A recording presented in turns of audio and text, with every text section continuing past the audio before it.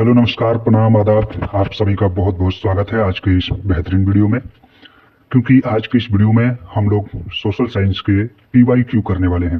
जी हाँ, हम लोग सोशल साइंस के PYQ यानी कि प्रीवियस ईयर क्वेश्चन 2021 का सॉल्यूशन करने वाले हैं।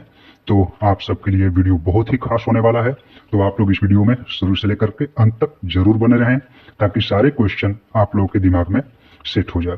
तो चलिए, हम आप लोगों का ज़्यादा समय वेस्ट नहीं करेंगे और जल्दी से इस वीडियो की शुरुआत करते हैं। तो सबसे पहले आप सभी से रिक्वेस्ट रहेगा कि अगर आप लोग इस चैनल पर पहली बार आए हैं तो आप लोग चैनल को सब्सक्राइब कर लेंगे और बेल आइकन को क्लिक कर लेंगे। तो चलिए शुरू करते हैं। 2021 के क्वेश्चन पेपर का सबसे पहला प्रश्न क्या पूछा गया था, ये क्वेश्चन आप लोगों के सामने आ चुका है। सबसे पहला प्रश्न है कि एशिया और यूरोप के बीच कौन प्राचीन स्थल व्यापारिक मार्ग था। चार ऑप्शन है, सूती मार्ग, रेशम मार्ग, उत्तरी पथ और दक्षिणी पथ। तो यहाँ पे जो आपका आंसर हो जाएगा ऑप्शन नंबर बी हो जाएगा। ठीक है, एशिया और यूरोप के बीच कौन प्राचीन स्थल व्यापारिक मार्ग था, तो रेशम मार्ग था। ठीक है, चलिए जी, अगला क्वेश्चन है आपका। चौरी चौरा कांड के बाद गांधी जी ने निम्नलिखित में से किस आंदोलन को बंद कर दिया। चार ऑप्शन है, खिलाफत आंदोलन, सविनय अवज्ञा आंदोलन, असहयोग आंदोलन, भारत छोड़ो आंदोलन। तो यहाँ पे आपका ऑप्शन नंबर हो जाएगा सी, असहयोग आंदोलन को उन्होंने छोड़ दिया था। ठीक है, और ध्यान रखेंगे ये सारे क्वेश्चन आपके 2021 के क्वेश्चन में पूछे गए हैं। तो इसमें घबराने वाली कोई बात नहीं है कि ये क्वेश्चन लड़ेगा नहीं लड़ेगा, आएगा नहीं आएगा, उससे कोई मतलब नहीं है। ये 2021 का क्वेश्चन बैंक का पेपर है। ठीक है, चलिए हम लोग आगे बढ़ते हैं। तीसरा प्रश्न, अंतर्राष्ट्रीय मजदूर दिवस कब मनाया जाता है। बहुत इंपॉर्टेंट क्वेश्चन है और ये शायद आप लोगों को याद भी होगा। 1 मई को हम लोग अंतर्राष्ट्रीय मजदूर दिवस के रूप में मनाते हैं।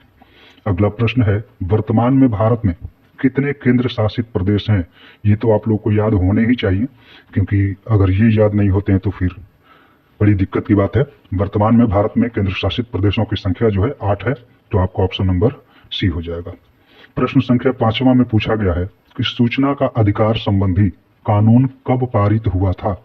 तो यहाँ पे आप लोगों को मैं बता दूं कि सूचना का अधिकार संबंधी जो कानून था 2005 में पारित हुआ था। तो यहाँ पे ऑप्शन नंबर बी में दिया गया है 2005, यही आपका आंसर हो जाएगा। अगला प्रश्न है कि किसने कहा था लोकतंत्र जनता का, जनता के द्वारा तथा जनता के लिए शासन है। तो ये आपका आंसर हो जाएगा option number B, Abraham Lincoln ने कहा था। और ये क्वेश्चन तो आप लोगों को 9th में ही याद होंगे, 9th में ही ये बताया गया है अब्राहम लिंकन के बारे में। तो मैं जानता हूं कि आप लोगों को अच्छे तरीके से पता होगा। प्रश्न संख्या 7 में पूछा गया है कि पंचायती राज संस्थाओं को संवैधानिक दर्जा किस संविधान संशोधन से प्राप्त हुआ। मैं आपको बता दूं कि जब संविधान का 73वां संशोधन हुआ था, उसी में पंचायती राज संस्थाओं को संवैधानिक अधिकार दिए गए थे, यानी संवैधानिक दर्जा प्राप्त हुआ था। तो ऑप्शन नंबर बी में दिया गया है, आपका सही हो जाएगा। नेक्स्ट क्वेश्चन है आपका कि भारत में लोकतंत्र की सफलता में क्या बाधा है। मतलब भारत में लोकतंत्र में जो सफलता की बाधाएं हैं उसी में आपको मिल जाएगा। तो ये जो है यहाँ पे हो जाएगा अशिक्षा को अगर हम लोग देखें तो भारत के लोकतंत्र में ये भी बाधा है, गरीबी को अगर देखा जाए तो ये भी बाधा है, बेरोजगारी को देखा जाए तो ये भी बाधा है। तो ये तीनों जो है लोकतंत्र की बाधाएं हैं। यहाँ पे हम लोग सिंपल सा ऑप्शन नंबर डी को टिक कर लेंगे, बिल्कुल सही हो जाएगा। प्रश्न संख्या 9 में पूछा गया है कि बिहार में रज्जू मार्ग कहाँ है। बिहार में रज्जू मार्ग कहाँ है। ये बहुत सिंपल क्वेश्चन है, राजगीर में है। अगर आप लोग राजगीर गए होंगे तो आप लोग को पता भी होगा, है ना। नहीं गए हैं तो एक बार चले जाइएगा। प्रश्न संख्या 10 में पूछा गया कि सासाराम नगर का विकास कब हुआ। सासाराम नगर का विकास जो है ये हम लोग को संस्कृत में भी पढ़ना है। ऑप्शन नंबर ए हो जाएगा, मध्य युग में सासाराम का विकास हुआ था। चलिए जी, प्रश्न संख्या 11 है कि गोविंद सागर कृत्रिम जलाशय संबंधित है, किससे संबंधित है। तो ये भाखड़ा नांगल बांध से संबंधित है, ऑप्शन नंबर सी में दिया गया है। प्रश्न संख्या 12 हो जाएगा कि सर्वाधिक भूस्खलन प्रवण राज्य है। सर्वाधिक मतलब कि भूस्खलन किस राज्य में आता है या फिर किस राज्य में होता है। ये सिंपल सा क्वेश्चन हो जाएगा आपका। तो मैं आपको बता दूं, उत्तराखंड में ज्यादातर भूस्खलन की समस्या है, वहां पे सबसे ज्यादा भूस्खलन होता है।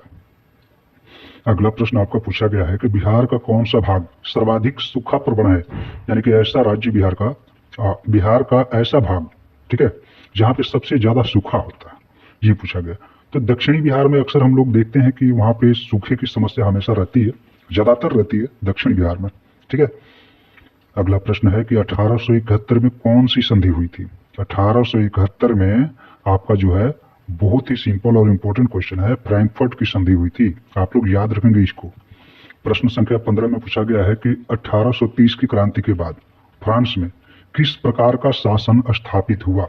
वहां पे आप लोग के मन में आ रहा होगा कि राजतंत्र स्थापित हुआ था, लेकिन संवैधानिक राजतंत्र। अब ये क्या है, मतलब वहां पे राजतंत्र होगा, राजा का शासन होगा, लेकिन वो संविधान से चलेगा। ठीक है, उसी को संवैधानिक राजतंत्र बोला जाता है। तो वही लागू हुआ था। ऑप्शन नंबर बी में दिया गया है, ये आप लोग टिक करेंगे। प्रश्न संख्या 16 में पूछा गया है कि रूस की बोल्शेविक क्रांति का नेतृत्व किसने किया। तो रूस की बोल्शेविक क्रांति का नेतृत्व लेनिन ने किया था। ऑप्शन नंबर सी हो जाएगा। और लेनिन की मृत्यु अगर पूछा जाए तो 1924 ईस्वी। ये भी याद रखिएगा, इंपॉर्टेंट क्वेश्चन है, साथ में ये भी बता दे रहे हैं क्योंकि पूछा गया क्वेश्चन है इसलिए मैंने बता दिया। अगला प्रश्न है आपका, भारत में राष्ट्रीय आय की गणना कौन करता है।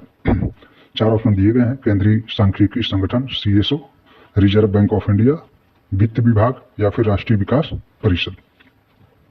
यहाँ पे आपका आंसर हो जाएगा केंद्रीय सांख्यिकी संगठन CSO जो है भारत में राष्ट्रीय आय की गणना करता है कि कितनी आय है। प्रश्न संख्या 18 में पूछा गया है कि निम्न में कौन पिछड़ा राज्य है। आपको तो पता ही है, हालांकि बिहार को ही कहा जाता है पिछड़ा राज्य। तो ऑप्शन नंबर डी आप लोग का सही हो जाएगा। ये पूछने वाली बात भी नहीं है, आप लोग को पता भी है। प्रश्न संख्या 19 जो है, आर्थिक क्रियाओं का उद्देश्य क्या है। आर्थिक क्रियाओं का उद्देश्य है जीविकोपार्जन। जीविकोपार्जन का मतलब कि अपने जीवन को चलाने के लिए, जीवन को चलाने के लिए जो रोजमर्रा की हम लोगों के जो काम होते हैं उसी को जीविकोपार्जन कहा जाता है। ठीक है, तो आर्थिक क्रियाओं का मुख्य उद्देश्य यही होता है। भारत की राष्ट्रीय आय का सर्वप्रथम अनुमान किसने लगाया था। महात्मा गांधी, जवाहरलाल नेहरू, सरदार पटेल या फिर दादा भाई नौरोजी। तो आप लोग के दिमाग में आ रहा होगा कि भाई साहब दादा भाई नौरोजी जो है भारतीय राष्ट्रीय आय के सर्वप्रथम अनुमान लगाने वाले व्यक्ति थे। ऑप्शन नंबर डी हो जाएगा। प्रश्न संख्या 21 है कि दीर्घकालीन ऋण प्रदान करने वाली संस्था कौन सी है। दीर्घकालीन ऋण प्रदान करने वाली यानी कि लंबे समय तक, लंबे समय के लिए ऋण देने वाली संस्था कौन सी है। तो प्रश्न संख्या 21 का यहाँ पे हो जाएगा ऑप्शन नंबर बी, भूमि विकास बैंक। ठीक है, अगर आप लोगों को भी लोन लेना हो लंबे समय के लिए तो भूमि विकास बैंक देती है। अगला प्रश्न पूछा गया है कि उपभोक्ता अधिकार दिवस कब मनाया जाता है। तो ध्यान रखिएगा, ये सब क्वेश्चन आप लोग को याद होने चाहिए। जो डेट वाले क्वेश्चन होते हैं ना, ये आपके एग्जाम में पूछे जाते हैं और ये बहुत इंपॉर्टेंट होते हैं। ज्यादातर कंफ्यूजन इन्हीं में रहता है, जो डेट वाले क्वेश्चन होते हैं। फिलहाल इसको देखते हैं। प्रश्न संख्या 22 में पूछा गया है कि उपभोक्ता अधिकार दिवस कब मनाया जाता है। तो प्रश्न संख्या 22 का ऑप्शन नंबर बी हो जाएगा। 15 मार्च को हम लोग उपभोक्ता अधिकार दिवस मनाते हैं। पंजाब में भूमि निम्नीकरण का मुख्य कारण क्या है। बहुत सिंपल सा क्वेश्चन है और वहां पे अधिक सिंचाई होती है, इसीलिए वहां पे भूमि का निम्नीकरण होता चला जा रहा है। ऑप्शन नंबर डी हो जाएगा। सोपानी कृषि प्रचलित है कहाँ पे, किस राज्य में, हरियाणा में या फिर पंजाब में, बिहार के उत्तरी मैदानी क्षेत्रों में या फिर उत्तराखंड में। तो यहाँ पे आप लोगों को पता ही है उत्तराखंड में, क्योंकि वहां पे जो है पहाड़ी इलाका है तो वहां पे सोपानी कृषि ही चलती है। ऑप्शन नंबर डी हो जाएगा। बिहार में प्रायः कैसी मिट्टी पाई जाती है। बिहार में प्रायः मतलब कि ज्यादातर जलोढ़ मिट्टी जो है पाई जाती है। ऑप्शन नंबर सी हो जाएगा आपका। आयुर्वेद का जनक किन्हें कहा जाता है। प्रश्न संख्या 26 में पूछा गया है, ध्यान रखिएगा। और ये क्वेश्चन आपको संस्कृत में भी मिल जाएगा इसका आंसर। आयुर्वेद का जनक जो है चरक को कहा जाता है। ऑप्शन नंबर बी हो जाएगा। बिहार में कितने प्रतिशत क्षेत्र में वन है। ज्योग्राफी से क्वेश्चन पूछा गया है। बिहार में कितने प्रतिशत क्षेत्र में वन है। तो आपको पता होगा बिहार में 7% जो भाग है वो वन से आच्छादित है। निम्न में कौन लौह युक्त खनिज का उदाहरण है। मैग्नेटाइट, अभ्रक, बॉक्साइट या फिर चुना पत्थर। तो यहाँ पे हो जाएगा मैग्नेटाइट, यही जो है लौह युक्त खनिज का उदाहरण है। सबसे घटिया कोयला मतलब सबसे खराब कोयला क्या है। एंथ्रेसाइट, बिटुमिन, लिग्नाइट या फिर पीट। इससे पहले मैंने एक वीडियो डाला है, हालांकि AI से क्रिएट किया गया है, लेकिन उसमें कोयले के प्रकार के बारे में और उसकी कुछ जानकारियां दी गई है। तो उसको अगर आप लोग नहीं देखे होंगे तो देख सकते हैं। और ये क्वेश्चन उसी से रिलेटेड है। सबसे खराब कोयला क्या है। तो वो सबसे खराब कोयला जो है पीट होता है। ठीक है, सबसे खराब कोयला पीट होता है। निम्न में कौन रोपण फसल नहीं है। निम्न में कौन सा रोपण फसल नहीं है। रबर, गन्ना, चाय, गेहूं। ठीक है, गेहूं को जो है, गेहूं क्या है, रोपण फसल नहीं है। ऑप्शन नंबर सी हो जाएगा। प्रश्न संख्या 31 में पूछा गया कि भारत की प्रमुख खाद्यान्न फसल कौन है। भारत की प्रमुख खाद्यान्न फसल जो है धान है। ठीक है, यहाँ पे चावल बहुत होता है। बिहार में कितने प्रतिशत क्षेत्र में कृषि की जाती है। बिहार में लगभग 60% क्षेत्रों में कृषि की जाती है। आपको पता होगा कि बिहार के ज्यादातर जो लोग होते हैं वो कृषि पे ही आश्रित हैं, खेती बाड़ी पर ही आश्रित रहते हैं, उनका जीवन खेती बाड़ी से ही चलता है। प्रश्न संख्या 33 में पूछा गया कि निम्नांकित में कौन संचार सेवाओं का अंग है। समाचार पत्र है, टेलीफोन है, टेलीविजन है, या फिर इनमें से सभी है। तो आप लोग को पता है, बहुत सिंपल सा क्वेश्चन है, इनमें से सभी हो जाएगा। ये सभी संचार सेवाओं के अंग होते हैं। मानवीय पूंजी निर्माण का मुख्य घटक है। 4 ऑप्शन है, स्वास्थ्य सेवाएं, आवास, शिक्षा एवं प्रशिक्षण, या फिर इनमें से सभी। यहाँ पे भी एक बार फिर से इनमें से सभी हो जाएगा, क्योंकि ये सभी जो है मानवीय पूंजी निर्माण के मुख्य घटक है ना। वैश्वीकरण का क्या अर्थ है। वैश्वीकरण का अर्थ क्या होता है, तो यहाँ पे ऑप्शन नंबर सी को टिक कीजिएगा। बहुत सिंपल क्वेश्चन है, विश्व अर्थव्यवस्था से समन्वय, यही वैश्वीकरण का अर्थ होता है।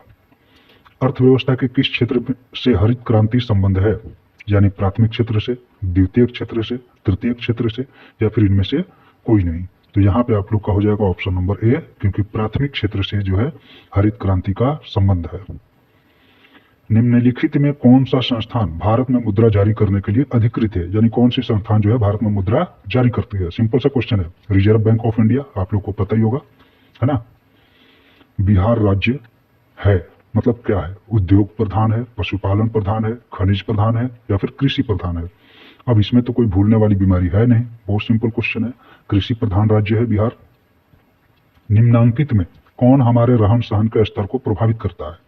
राजकीय आय, राष्ट्रीय आय, या फिर प्रति व्यक्ति आय, या फिर इनमें से कोई नहीं। तो प्रति व्यक्ति आय जो होता है यही हमारे रहन सहन के स्तर को प्रभावित करता है। ऑप्शन नंबर सी हो जाएगा। बिहार में कितने जिले हैं, बहुत सिंपल क्वेश्चन और इंपॉर्टेंट क्वेश्चन, ये आप लोग को पता होना चाहिए। हालांकि मैं बताऊंगा नहीं, थोड़ा सा हिंट दे देता हूं, लेकिन आप लोग को बताऊंगा नहीं। आप लोग इसका आंसर जो है कमेंट करेंगे, बिहार में कितने जिले हैं, क्योंकि आप सभी बिहार के निवासी हैं, तो ये बात पता होनी चाहिए। प्रश्न संख्या 41 है कि संपूर्ण क्रांति का नेतृत्व किसने किया। संपूर्ण क्रांति का नेतृत्व जो है अपने बिहार से ही शुरू हुई थी, जयप्रकाश नारायण के द्वारा। ठीक है, जयप्रकाश नारायण, जिसे लोक नायक भी कहा जाता है। प्रश्न संख्या 42, बांग्लादेश कब स्वतंत्र हुआ था। ऑप्शन नंबर सी हो जाएगा। कहाँ चला गया, ऑप्शन नंबर सी हो जाएगा यहाँ पे। अरे भाई रुकना, ऑप्शन नंबर सी, 1971 में बांग्लादेश स्वतंत्र हो गया था।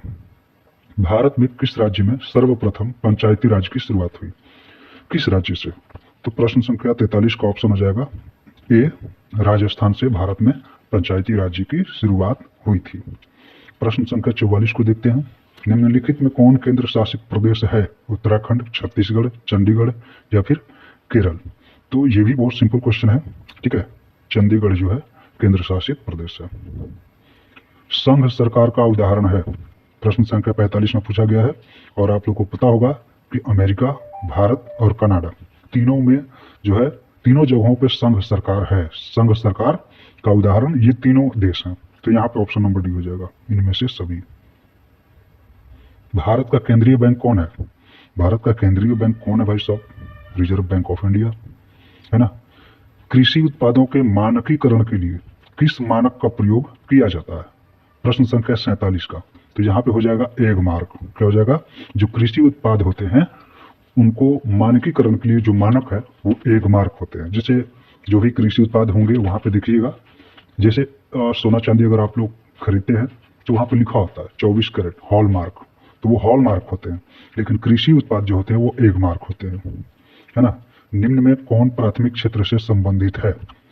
कृषि क्षेत्र जो होता है वो प्राथमिक क्षेत्र से संबंधित होता है। ऑप्शन नंबर सी हो जाएगा यहाँ पे, सिंपल सा। तीन कठिया प्रणाली किन पर लागू थी। तीन कठिया प्रणाली जो है किसानों पर लागू थी। ऑप्शन नंबर ए में दिया गया है। जालियांवाला बाग हत्याकांड की जांच के लिए सरकार ने किस समिति का गठन किया। तो जालियांवाला बाग हत्याकांड की जांच करने के लिए सरकार ने हंटर समिति का गठन किया था। तो ऑप्शन नंबर ए में दिया गया है। डॉक्टर राजेंद्र प्रसाद का जन्म स्थान कहाँ है। बहुत ही सिंपल क्वेश्चन। अब इसका आंसर भी हम नहीं देंगे, इसका भी आंसर जो है आप लोग को कमेंट बॉक्स में कमेंट करना है। अगर आप लोग को याद है तो, नहीं याद है तो भी कमेंट करिएगा, है ना। प्रश्न संख्या 52 पूछा गया कि ककोला जलप्रपात बिहार में किस जिले में स्थित है। प्रश्न संख्या 52 बहुत इंपॉर्टेंट क्वेश्चन है। नवादा में स्थित है। कोकोलो जलप्रपात बिहार के नवादा जिले में स्थित है। अगला प्रश्न है कि किस देश की सीमा बिहार से जुड़ी है? तो ये भी बहुत सिंपल क्वेश्चन है। नेपाल की जो सीमा है वो बिहार से जुड़ी हुई है, ठीक है, यानी कि बिहार और नेपाल सटे हुए हैं। गठबंधन की सरकार बनाने के लिए किस प्रकार की दलीय व्यवस्था की जरूरत होती है? यहाँ पे हो जाएगा आपका ऑप्शन नंबर सी, बहुदलीय व्यवस्था। बहुत सारे दल होंगे तभी तो गठबंधन की सरकार बनेगी, बहुदलीय व्यवस्था में ही संभव है। ऑप्शन नंबर सी हो जाएगा। भारतीय जनता पार्टी के प्रथम अध्यक्ष कौन थे? भारतीय जनता पार्टी के प्रथम अध्यक्ष कौन थे? अटल बिहारी वाजपेयी थे, याद रखिएगा। भारत में राष्ट्रीय आपातकाल की घोषणा कब हुई थी? भारत में राष्ट्रीय आपातकाल की घोषणा 1975 को हुई थी। भूकंप केंद्र के ऊर्ध्वाधर पृथ्वी पर स्थित केंद्र को क्या कहते हैं? तो भूकंप जहां से निकलता है उसके ठीक ऊर्ध्वाधर पृथ्वी पर स्थित केंद्र को हम लोग अधिकेंद्र कहते हैं। क्या कहते हैं? अधिकेंद्र कहते हैं। सुनामी संबंधित है, सुनामी संबंधित है समुद्र से, समुद्र में ही सुनामी आती है। अरे भाई साहब, सुनामी कहाँ पे आती है? समुद्र में आती है, तो सुनामी समुद्र से ही संबंधित है। प्रश्न संख्या 59 का हो जाएगा। मलबे के नीचे दबे लोगों का पता लगाने के लिए किस यंत्र का उपयोग होता है? तो यहाँ पे हो जाएगा इंफ्रारेड कैमरा। उसी से पता लगाया जाता है कि मलबे के नीचे जो दबे लोग होते हैं उनका पता लगाया जाता है, इंफ्रारेड कैमरा से देखा जाता है। निम्नलिखित में कौन प्राकृतिक आपदा है? भूकंप प्राकृतिक आपदा है, वो सिंपल सा क्वेश्चन है ना। प्रश्न संख्या 61 में पूछा गया है कि निम्न में कौन खरीफ की फसल है? खरीफ फसल बहुत सिंपल और बहुत ही आसान क्वेश्चन पूछा गया है, आप लोग को याद भी होगा। धान खरीफ फसल है और बाकी ये सब जो गेहूं तिलहन और ये जौ जो दिया गया है ये रबी फसल है। ऑपरेशन फ्लड क्या है? ऑपरेशन फ्लड जो है क्या है? बाढ़ नियंत्रण, डेयरी विकास, बांध का रख रखाव या फिर इनमें से कोई नहीं। ऑपरेशन फ्लड क्या है इसका भी आप लोग जो है, ये क्या हो रहा है मेरे साथ, तो इसका आंसर आप लोग कमेंट बॉक्स में कमेंट करेंगे ऑपरेशन फ्लड क्या है। 4 ऑप्शन आप लोग के सामने है, देख लीजिएगा और कमेंट बॉक्स में टाइप करके अपना आंसर सेंड कीजिएगा। तब तक अगला क्वेश्चन हम लोग देखते हैं कि रिजर्व बैंक ऑफ इंडिया की स्थापना कब हुई? रिजर्व बैंक ऑफ इंडिया की स्थापना 1935 ईस्वी में हुई थी। बहुत ही सिंपल है और याद रखने योग्य क्वेश्चन है। प्रश्न संख्या 64 में पूछा गया है कि भारत में पहली सूती मिल कहाँ स्थापित की गई थी? भारत में पहली सूती मिल मुंबई में स्थापित की गई थी, आप लोग को याद होगा। जर्मनी के एकीकरण के लिए कौन उत्तरदायी था? जर्मनी के एकीकरण के लिए बिस्मार्क जो है उत्तरदायी था। फ्रैंकफर्ट की संधि किस वर्ष हुई थी? फ्रैंकफर्ट की संधि किस वर्ष हुई थी? तो यह 1871 में हुई थी। सेफ्टी लैंप का आविष्कार किसने किया? बहुत ही सिंपल क्वेश्चन है, हेम्फ्री डेवी ने किया था। ऑप्शन नंबर ए में दिया गया है, ये आपका सही हो जाएगा। प्रश्न संख्या 68 है कि भारत छोड़ो आंदोलन का प्रसिद्ध नारा क्या था? भारत छोड़ो आंदोलन में सबसे प्रसिद्ध नारा जो था वो था करो या मरो, जो कि अभी आप लोग का समय है, एग्जाम नजदीक है और आप लोग के पास भी यही ऑप्शन है, करो या मरो, है ना। चलिए, समाजवादियों की बाइबल किसे कहा गया है? समाजवादियों का बाइबल जो है दास कैपिटल को कहा गया है। ऑप्शन नंबर बी में दिया गया है, बहुत बार पूछा गया क्वेश्चन है। भारतीय राष्ट्रीय कांग्रेस की स्थापना कब हुई? भारतीय राष्ट्रीय कांग्रेस की स्थापना 1885 में हुई थी। गांधी जी ने भारत में सत्याग्रह का पहला प्रयोग कहां पे किया था? चंपारण में। बहुत सिंपल क्वेश्चन है, ये आप लोग को याद भी होगा। मुद्रण का आविष्कार कहां हुआ? मुद्रण का आविष्कार कहां पे हुआ था? तो मुद्रण का आविष्कार चीन में हुआ था। ऑप्शन नंबर सी दिया गया है। भारत में सबसे लंबा बांध है, भारत में सबसे लंबा बांध कौन सा है? हीराकुंड बांध सबसे लंबा बांध है, ठीक है, ऑप्शन नंबर बी हो जाएगा। किस खनिज को उद्योगों की जननी कहा जाता है? तो ऑप्शन नंबर सी हो जाएगा। लोहा को खनिज की, लोहा जो खनिज है इसको उद्योगों की जननी कहा जाता है। इससे मतलब कि उद्योग पैदा हुए हैं, ठीक है, जननी का मतलब जन्म देने वाला, लोहा ने उद्योगों को जन्म दिया, ऐसा बोल सकते हैं हम लोग। प्रश्न संख्या 75 है, सर्वोत्तम कोयले का प्रकार कौन सा है? सर्वोत्तम कोयले का प्रकार एंथ्रेसाइट होता है। कौन सा होता है? एंथ्रेसाइट होता है। गंडक परियोजना है बेतिया में, वाल्मीकि नगर में, मोतिहारी में या फिर छपरा में? तो आप लोग को पता होगा वाल्मीकि नगर में गंडक परियोजना है, ऑप्शन नंबर बी हो जाएगा। निम्न में राज्यों में से किसमें सर्वाधिक वन क्षेत्र है? मतलब किस राज्य में सबसे ज्यादा वन है? सिंपल सा क्वेश्चन है। तो मध्य प्रदेश में सबसे ज्यादा वन है, ऑप्शन नंबर ए हो जाएगा।